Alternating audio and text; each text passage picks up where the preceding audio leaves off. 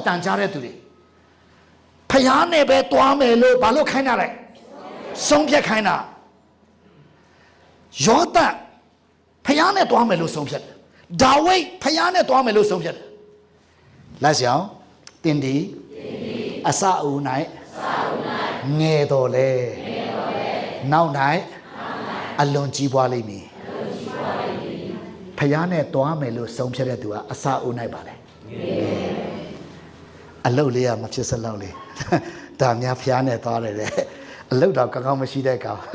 တရားဟောတာတော့မှကဲတင်ချင်းတော်မဝင်ငါတတ်တဲ့ကောင်မှုတော်ဆောင်များဖျားနဲ့သွားတယ်တဲ့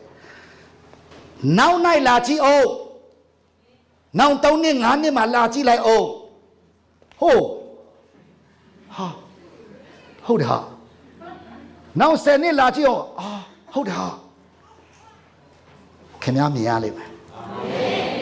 အခုကျွန်တော်ပြောတာဖယားကိုတိပါဆုတောင်းပါအားကိုးပါနောင်တရပါအဲ့စစ်မဟုတ်ဘူးဘသူနဲ့တွားမလဲအဲ့ဒါကိုဆုံးဖြတ်စေချင်တာစိတ်နှလုံးရဲ့ဆုံးဖြတ်ချက်ကအရေးကြီးတယ်ဆုံးဖြတ်လိုက်အာမင်ဆုံးဖြတ်လိုက်တို့ကဆုံးဖြတ်ချက်နဲ့တွားရတယ်လူကလေနော်ဆုံးဖြတ်ချက်မှန်ရတယ်လူကကျွန်တော်ကြည့်တာလူတွေရဲ့အောင်မြင်မှုကအဓိကဆုံးဖြတ်ချက်ပဲတချို့ကဆုံးဖြတ်ချက်မမှန်ဘူးလေနော်ဟိုဟာလိုဒါလိုဖြစ်တယ်နော်လေတိုက်ရလို့တော့တည်ရခဲ့သူတဲ့ဟာလေတပတ်တိုက်လေမြင်တော့ထောင်းအလားပြန်ပြုတ်လေတည်းများမတိကြည်ရတဲ့ဖရာသခင်ထံမှာတစုံတစ်ခုရမယ်ဟုမမျှော်လင့်စင်တဲ့ဖရာပြောမယ်အဲ့လိုမျိုးမဆုံးဖြတ်နိုင်တဲ့သူငါစီကဘာမှမမျှော်နဲ့တဲ့ဟေးကိုတော်နဲ့တွားမယ်လို့ဆုံးဖြတ်လိုက်တဲ့သူကိုဖရာကအလုံးစုံပဲအာမင်ဆုံးဖြတ်လိုက်တခုပဲကျွန်တော်တော့ဆုံးဖြတ်တယ်ကိုတော်နဲ့တွားမယ်မိုးလင်းလာရင်အဖကိုတော်ကိုလိုတယ်နေ့တိုင်းကိုတော်ကိုလိုတယ်ကိုတော်ကျွန်တော်စီမာကိုတော်မနစ်သက်တာတွေအားလုံးကျွန်တော်ဖယ်မယ်ကိုတော်ပြောပြကျွန်တော်အကုန်ရှင်းထုတ်မယ်အာမင်မရှင်းနိုင်တဲ့အရာမဖယ်နိုင်တဲ့အရာကိုတော်တကူနဲ့ကျွန်တော်ကိုမဆပါ praise the lord ဘာကြောင့်ဆိုတော့ကျွန်တော်ဘဝမှာကိုတော်ထက်ဘာမှအရေးမကြီးဘူးဖြစ်တယ်ကိုတော်အတန်ကိုကြားခြင်းနဲ့ကိုတော်မျက်နှာကိုမြင်ခြင်းနဲ့ကိုတော်ပေးတဲ့ကောင်းကြီးရှိခြင်းနဲ့ကိုတော်ခိုင်းတဲ့အလုံးနဲ့အလိုတော်ထဲမှာကျွန်တော်ဘဝကိုမြုပ်နှံပလိုက်ခြင်းနဲ့အာမင်ကျွန်တော်စိတ်ကူးထဲမှာကျွန်တော်မတော်ဘူးကျွန်တော်အလိုဆန္ဒတွေတည်သွားပြီးမှကိုတော်ရဲ့အလိုတော်ထဲမှာကျွန်တော်ရှောက်ခြင်းနဲ့ praise the lord ဖခင်သခင်အယံနေတဲ့တာဖခင်အယံနေတဲ့တာအဲ့ဆုံးဖြတ်ချက်အဲ့ဒီနောက်ပိုင်းမှာဖခင်ရဲ့တကူတော်တွေစီးလာတယ်ခြေလမ်းတိုင်းကဖခင်ရဲ့ဘုံပဲဒါကြောင့်ကျွန်တော်ပြောတယ်နော်နည်းနည်းကျွန်တော်ပြောတယ်ဆရာရောဆက်ချင်းတော့မဟုတ်ဘူးနော်တချို့ပြောတယ်ဆရာစုတအားတောင်းတယ်ပြောပြီးမှတက်တိခံတယ်ဒါမှားတယ်ပါညာမဟုတ်ပါဘူးရှင်ပေါလုကနင်းညမပြတ်စုတောင်းတယ်လို့ပေါလုပြောတယ်လေတင်တို့တန်ကမချမလစုတောင်းတယ်လို့ပြောတယ်လေအဲ့တော့ပြောလို့ကိုကျွန်တော်ချင်းတော့တာမဟုတ်ကျွန်တော်ပြောပြတယ်ကျွန်တော်ဘာလှုပ်အောင်မြင်တယ်နော်လို့ကျွန်တော်ခြေလမ်းတိုင်းဖျားတဲ့ခင်ကျွန်တော်နဲ့အတူရှိတယ်ကျွန်တော်သိတယ်ဘာပဲလှုပ်ဝါသနာဘာလို့ပဲလှုပ်အလိုတော်နဲ့ပဲလှုပ်တဲ့ခြေလမ်းတိုင်းမှာဖျားကျွန်တော်တော့လိုက်တယ်ဘာလို့ဖျားတဲ့ခင်ကျွန်တော်နဲ့အတူလိုက်နေတာလဲကျွန်တော်သွားတဲ့ခြေလမ်းတိုင်းမှာဖျားတဲ့ခင်ကျွန်တော်တုံးနေတာလဲလို့ဘာဖြစ်လို့အဲ့လိုဖြစ်တာလဲလို့ကျွန်တော်ကြည့်တဲ့အခါလေကိုတော်နဲ့ပဲတွားမယ်လို့ဆုံးဖြတ်လိုက်တဲ့နောက်ပိုင်းမှာဖြစ်တယ်ဘယ်သူနဲ့ပဲတွားမလဲဆုံးဖြတ်နော်ဆုံးဖြတ်လား2026ကိုတော်နဲ့ပဲတွားမယ်2026ငါချဲထိုးမယ်ဝင်မစင်2026ငါထီထိုးမယ်ငါလေးလောက်အောင်မတလားအဲ့တခါပေါက်ပြီးငါဘယ်တော့မှမထိုးတော့ဘူးငါတစ္ဆာဆိုတယ် no အဲ့ကလေးကခမများမားပြီဆုံးဖြတ်ချက်ချလိုက်လုံးဝ2026မလိမ်ဘူးမခိုးဘူးဒူးဆဲမလုပ်ဘူးယေရှုနဲ့တွားမယ်အာမင်ဆုံးဖြတ်လိုက်စမ်းပါ praise the lord ဖခင်တခင်ကပေးခြင်းလုံးလို့စောင့်နေတာဘုံတွေတကိုးတွေအစွမ်းတွေစုကျေးဇူးတွေကောင်းကြီးတွေအာမင်ခမများတွားတဲ့ခြေလမ်းတိုင်းမှာဖခင်တခင်သူ့ဘုံတော်နဲ့ကောင်းကြီးတဲ့စောင့်ယူနေတာဖြစ်တယ်အာမင်အစင်သက်ပြလိုက်စမ်းနော်အားပေးခြင်းတယ်မတွေ့ဝေနေနဲ့တွေ့ဝေတာတအားကြသွားပြီတနေ့တွေ့ပဲတွေ့နေတော့ဟုတ်ပါတယ်ဟုတ်တော့ဟုတ်ပါတယ်ဖခင်ကကောင်းဟုတ်ပါတယ်ဒါပေမဲ့ဟုတ်တော့ဟုတ်ပါတယ်သူဟုတ်တော့ဟုတ်ပါတယ်မပြေတော့ဘူးကျွန်တော်တငယ်ချင်းတယောက်ရှိတယ်ချင်းလူမျိုးသူကအမြဲတမ်းသူ့ပြောလို့ရှိရင်သူကဟုတ်တော့ဟုတ်ပါတယ်လို့ပြောတာသူ့စကားလေးကတအားချစ်စရာကောင်းတယ်ဟုတ်တော့ဟုတ်ပါတယ်ဟုတ်တော့ဟုတ်ပါတယ်ကိုရောဆက်တယ်ဟုတ်တော့ဟုတ်ပါတယ် ဟုတ်တော့ဟုတ်ပါတယ်နဲ့ပဲအချိန်မကုန်နဲ့နော်တွေ့မရှောင်မလို့တော့နဲ့ဘာလာအောင်မလို့တော့နဲ့ဖယားနဲ့တွားမယ်ပြောပြီးမှတွေ့သမျှအကုန်စားတာပြီးအကုန်ယူတာအကုန်ရှူတာအကုန်ကြံစီတာ no ယေရှုနဲ့တွားမယ်အာမင်ကျွန်တော်ခဏပြောပြမယ်အဲ့ချောင်းပြောပြမယ်ယေရှုနဲ့တွားဖယားနဲ့တွားဖို့အရေးကြီးတာဖယားနဲ့တွားပြီဆိုရင်အဲ့ဒီလူကကျွန်တော်ပြောပြီးပြီနော်အရှာအလုံးမတူလက်ထဲမှာလဲချီးမြှောက်လို့တော့သူကိုဖယားပါလေတခါတလေဖယားနဲ့တွားတဲ့သူကိုလေမင်းမနာလို့ဖြစ်လေတချို့တလေကတချို့မှုတော်ဆောင်နေမနာလို့ကျွန်တော်ကြည်တာလေသူတို့နဲ့စကားပြောတော့ကျွန်တော်ရိပ်မိတယ်သူမနာလို့စိတ်ရှိတာပဲဆရာတယောက်ကြောင်းပြောလိုက်အဲ့ဒီဆရာဖယားတုံးနေတာချမ်းသာနေတာကိုပြောတဲ့ခါမှာလေသူတို့ချင်းချင်းပြောနေတာပါကျွန်တော်ကြည့်တော့အဲ့တယောက်ကတိတ်မချေနှက်ဘူးကျွန်တော်ကြည့်တာသူမနာလို့ဖြစ်နေဘာဖြစ်လို့ဆိုတကယ်ဟုတ်တယ်ဗျအဲ့ဒီဆရာကလေဖယားသူ့ကိုလိုအပ်သမျှပို့ရှောင်ပေးတာအိုးဆရာကောင်းလောက်အောင်ပေးတာတွေ့တယ်နော်ပြန်ပြောမယ်နော်အားလုံးဘယ်သူနဲ့သွားလို့လဲဆုံးဖြတ်ချက်ချလိုက်ကိုရောကိုပဲကျွန်တော်လို့ဟာလေလုယာရူတာကနော်ရူတာကသူ့ကိုဖျားခင်ချီးမြှောက်တယ်ဆိုတာဆုံးဖြတ်ချက်ကြောင့်သူကိုရောနဲ့ပဲသွားမယ်လို့ဆုံးဖြတ်လိုက်တယ်အဲ့တော့ကျွန်တော်ဒီနေ့ပိုင်းခြား၍တိတော်သူဖြစ်ပါနော်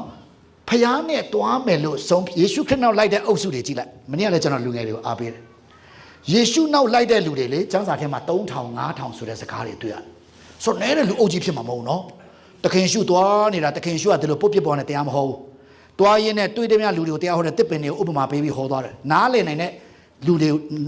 နားလည်သဘောပေါက်တဲ့စကားတွေနဲ့သုံးပြီးသူဟောသွားတယ်မြေတွေနဲ့ပြပြီးမြေလေးမျိုးရှိတဲ့ကောင်းသောမြေစူးပင်ကြားမှာပေါက်သောမြေဟာလာလမ်းပေါ်မှာကြားတဲ့မျိုးစစ်ဟာလာတွားမျိုးတွေရှင်းပြ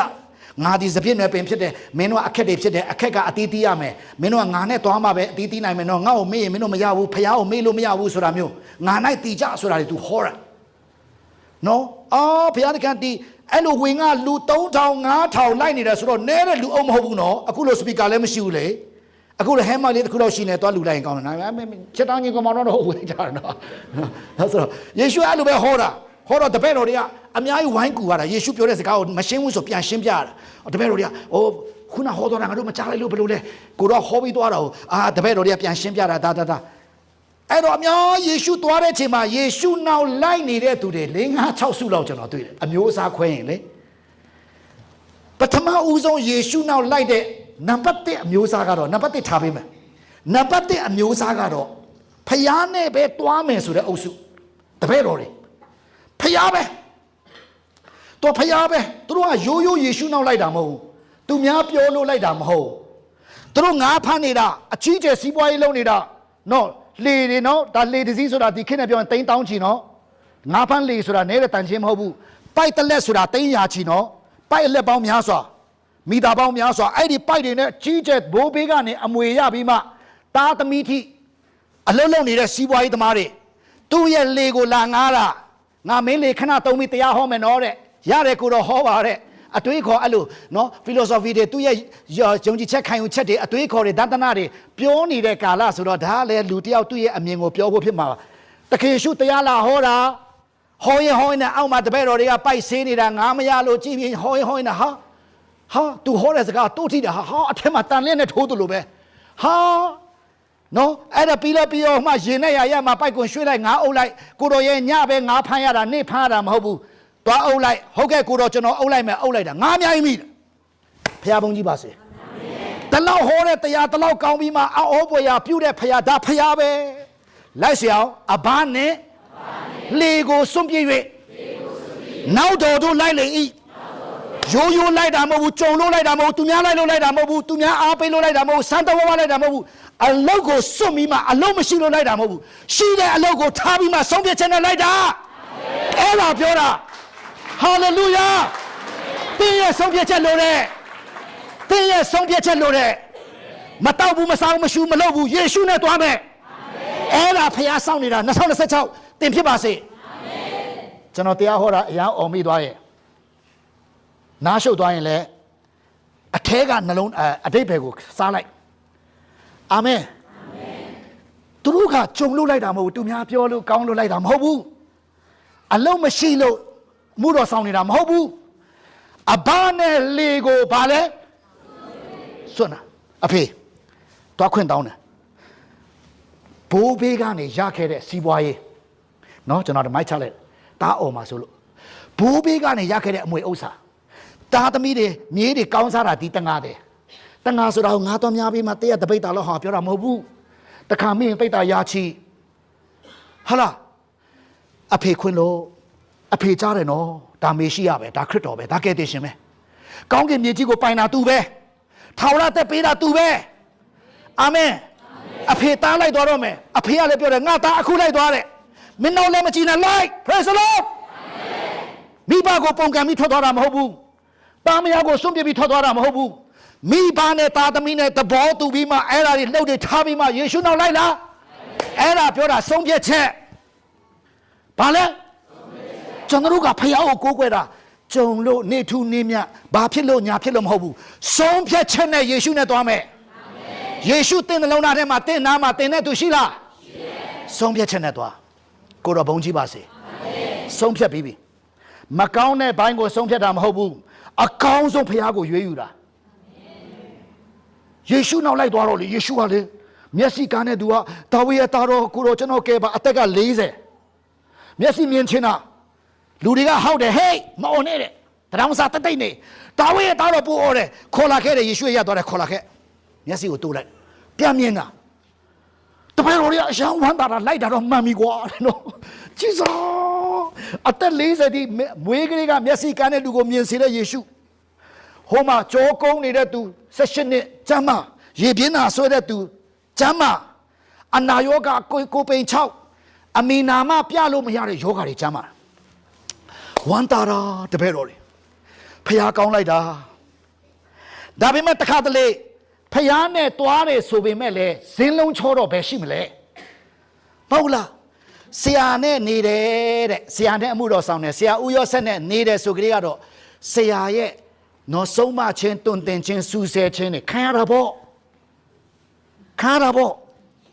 မဟုတ်လားသူတတ်တိုင်းနေခံလို့ဘယ်ရမလဲဆရာနဲ့နေတာအားလုံး6မျိုးဖြစ်ချင်ဟုတ်ကဲ့စိတ်ပဲရှိနေဟုတ်ကဲ့ဩဟုတ်လားဩအိမ်နာထဲဝင်သွားတယ်ညစ်ပါပြီးပြန်ထွက်သွားတယ်ဩဟုတ်ကဲ့ဆရာပဲစီးလိုက်မယ်နော်ဩထားတော့သူတို့အေးရတာကြည့်တော့အကုန်လုံးဟာလာထမင်းကအလန်တိုင်း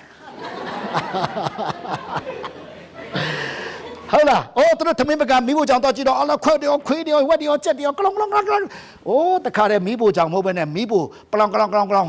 နော်ဘာဖြစ်လို့လဲဝင်တော့တယ်ကြက်တယ်ကလောင်လောင်လောင်ထွက်တော့ပကနေကလောင်လောင်လောင်ဟုတ်ကဲ့ဘယ်ရမလဲဘယ်ရမလဲ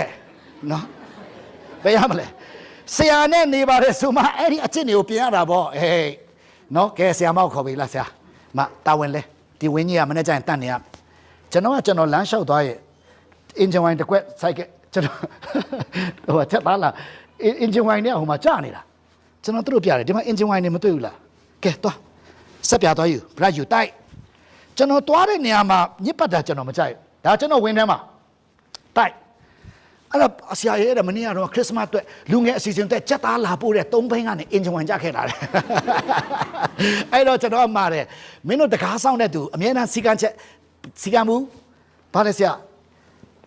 ကျွန်တော်မှားထားတယ်လေ